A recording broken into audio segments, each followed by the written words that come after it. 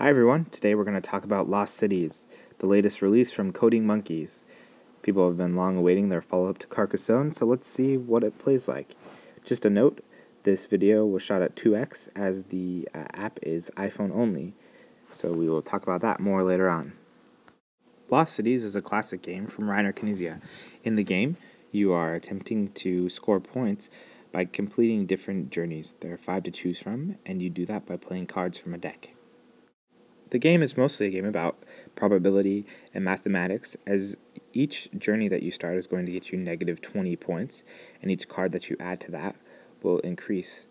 Unless you play these handshake cards, which double everything, meaning you'll get negative 40 points, and each card you play is worth double its value towards scoring you positive points. So the key is to play on journeys that you think that you will score the most points.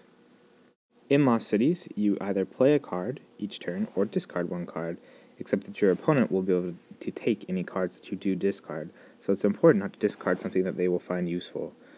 Once you have played a card, you can draw a card from the discard piles, or you can draw a card from the deck. Lost Cities is often a game about starting the right things win and having enough time, as the deck will quickly run out, which will soon end the game.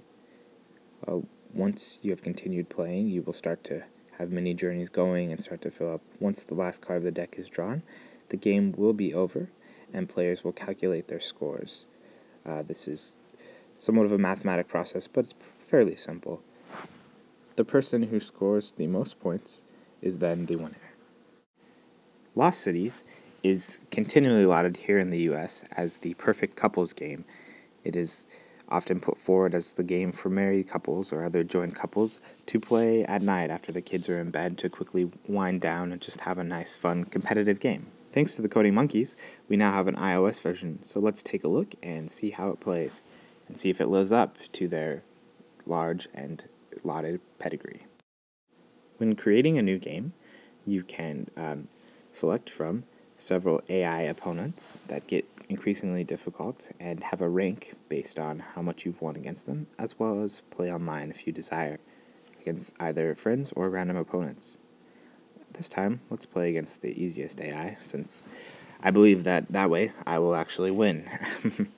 So, we can see our previous game with them and how our score did, as well as we got an achievement. In the game, there are different levels, and you try to do different things for those different levels in order to progress to the next one. So, when starting a new game, we simply select the AI opponent, and we can select rematch. So, they start the game off by playing a card.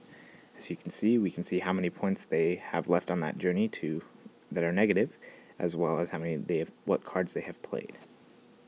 As you can see, Lost Cities appears to be the perfect game to bring to iOS, as the interface has been able to be incredibly sparse and simple. You simply play a card, and to confirm that card, you hit the draw button.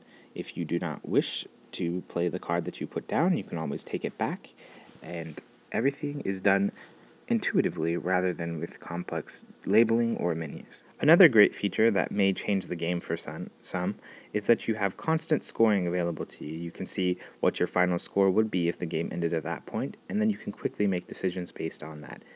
Now, I don't know if this changes the game too much, as in a normal game I would generally be thinking these things anyway, but it does present them much more clearly. As I mentioned, besides AI play, which is speedy and well done, there is also online play.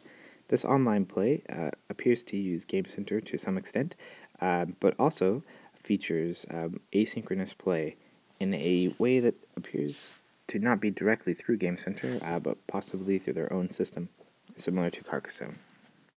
As you can see, it's currently my turn in this online game, and so I can choose which card I would like to play.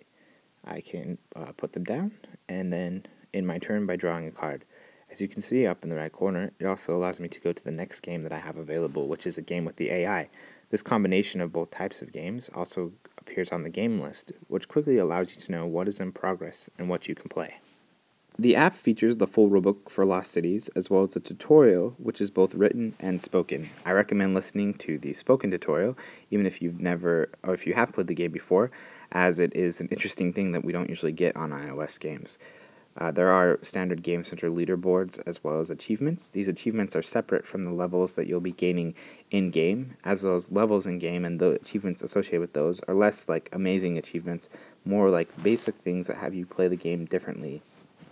You also have basic settings like sound and also the ability to connect with your Twitter account if you are inclined to use that service. Lost Cities is clearly a game that knows its platform. It chose to stay iPhone only, but is made perfectly for that screen and that sort of interface.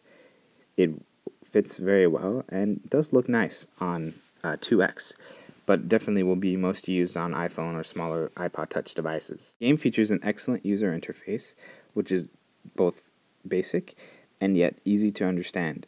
I believe it is perhaps one of the best user interfaces I've ever seen, and I am sad that I did not come up with it. There are a good set of features in the app, and it does a good job at providing what we want, such as great AI opponents as well as online play.